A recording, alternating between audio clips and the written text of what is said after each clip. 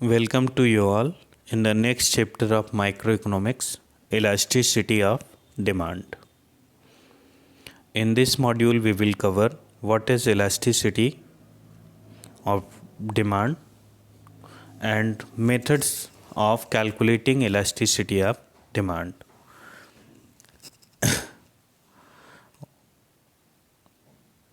Meaning of elasticity of demand, basically जब हम किसी भी कमोडिटी के प्राइस को बढ़ाते हैं तो उसकी क्वांटिटी डिमांडेड कम हो जाती है और किसी भी कमोडिटी के प्राइस को रिड्यूस करने पे क्वांटिटी डिमांडेड बढ़ जाती है।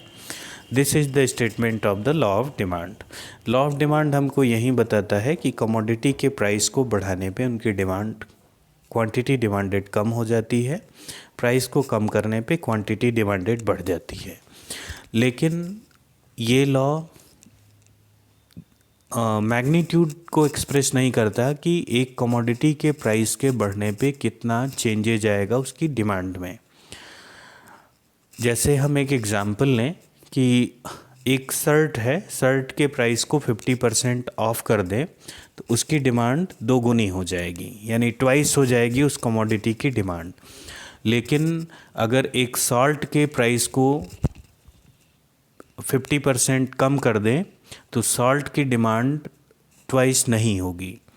इसका मतलब हर कमोडिटी के केस में प्राइस के फ्लक्चुएशन का या प्राइस के चेंज होने का इम्पैक्ट अलग अलग होता है।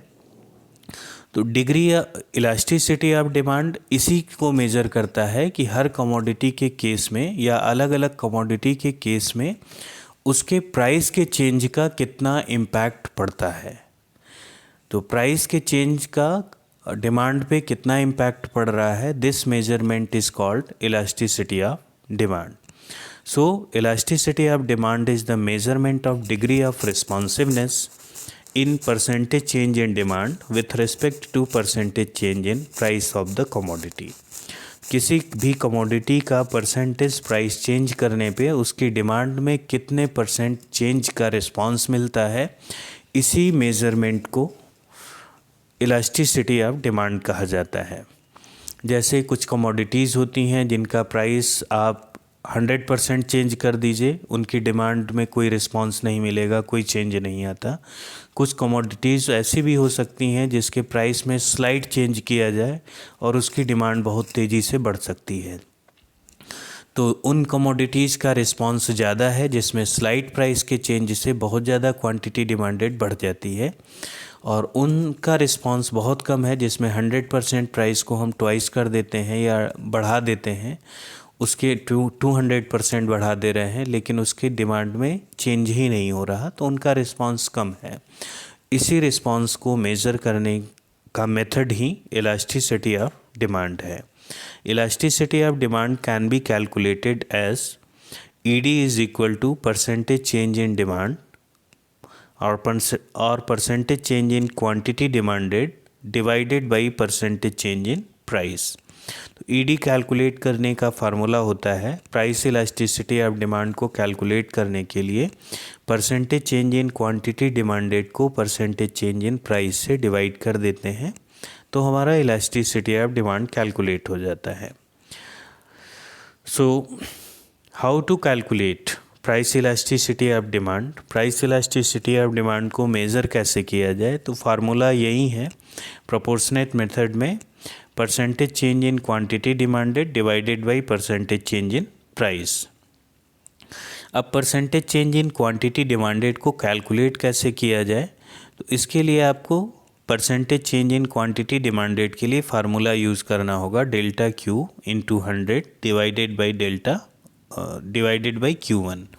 सेम इसी तरीके से परसेंटेज चेंज इन प्राइस को कैलकुलेट करने के लिए delta P into 100 divided by P1।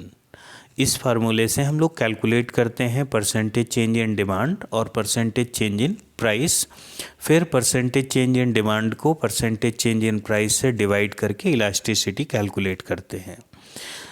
Question ये है कि यहाँ पे जो रिप्रेजेंट किए गए हैं Q1, Q2, डेल्टा Q, ये हैं क्या। इसमें अगर कहीं पे आपको P1 दिया है, P1 इनिशियल प्राइस को रिप्रेजेंट करता है, यानी पहले प्राइस क्या था बिना बिफोर चेंज। तो चेंज के पहले जो प्राइस था वो P1 है, चेंज के बाद जो प्राइस हुआ है लेटेस्ट वाला वो P2 है। और Q1 उसी तरीके से चेंज से पहले की क्वांटिटी Q1 है और बाद वाली लेटेस्ट क्वांटिटी को Q2 कहा जाता है। और डेल्टा Q है चेंज इन क्वांटिटी। तो बड़ी वाली क्वांटिटी में से छोटी वाली क्वांटिटी को माइनस कर देंगे तो ये चेंज इन क्वांटिटी आ जाता है। उसी तरीके से हायर प्राइस में से लोअर प्राइस को माइनस कर देंगे तो हमारा चेंज इन प्राइस आ जाएगा। एक एग्जाम्पल की मदद से समझने की कोशिश करते हैं इसको। क्वेश्चन में दिया हुआ है calculate price elasticity of demand if price of the commodity rises from ₹20 to ₹30 and quantity demanded falls from ₹60 unit to 45 unit. Question में कह रहा है कि आपको price elasticity of demand calculate करनी है, जिसमें पहले प्राइस ऑफ द कमोडिटी जो था वो ₹20 था, बाद में प्राइस बढ़ करके 30 हुआ और डिमांड जो थी पहले 60 यूनिट की थी और प्राइस के बढ़ने के कारण डिमांड घट करके 45 यूनिट हो गई। अब इलास्टिसिटी कैलकुलेट करना है तो सबसे पहले हमको पता करना होगा कि पहले वाला प्राइस कितना है। तो पहले जो प्राइस था P1 वो 20 था, लेटेस्ट प्राइस जो है वो 30 है और हम चेंज निकालेंगे delta P। Delta P is the change in price. Price में कितने का चेंज हुआ तो 30 - 20 ₹10 का प्राइस में चेंज हुआ। फिर क्वांटिटी में इसी तरीके से पहली क्वांटिटी, बाद वाली क्वांटिटी और चेंज इन क्वांटिटी कैलकुलेट करते हैं। तो पहले की क्वांटिटी है 60 यूनिट तो Q1 will be 60, Q2 latest quantity is 45 के and change in quantity will be 60 - 45 is 15 units. Change in quantity 15 units है। अब percentage change in quantity demanded जब कैलकुलेट करना है तो आपका फार्मूला होता है delta Q into 100 divided by Q1। तो अब हम देखते हैं डेल्टा Q 10 है, डेल्टा Q 15 है, इंटू 100 डिवाइडेड बाई Q1 60 दिया हुआ है। तो 15 से 60 को डिवाइड कर दिए 4 टाइम्स और इस 4 से 100 को डिवाइड कर दिए 25%। ये आ गया percentage change in quantity demanded 25%।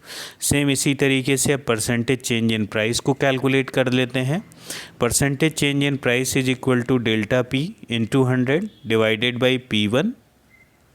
तो डेल्टा P आपने देखा था कि ₹10 का है और इंटू 100 करके फिर हम P1 20 से डिवाइड कर देते हैं। तो 10 को 20 से डिवाइड किए 2 और 100 को जब हम 2 से डिवाइड करते हैं तो 50%। परसेंटेज चेंज इन प्राइस आपका 50% आ गया। अब जब हम कैलकुलेट करते हैं इलास्टिसिटी तो हमको फार्मूला पता है कि ED is equal to percentage change in quantity demanded divided by percentage change in price. तो percentage change in quantity demanded ऊपर कैलकुलेट किए हैं 25%, percentage change in price calculate किए थे 50, 25 divided by 50 is equal to 0.5। तो elasticity will be 0.5। This way we will calculate elasticity.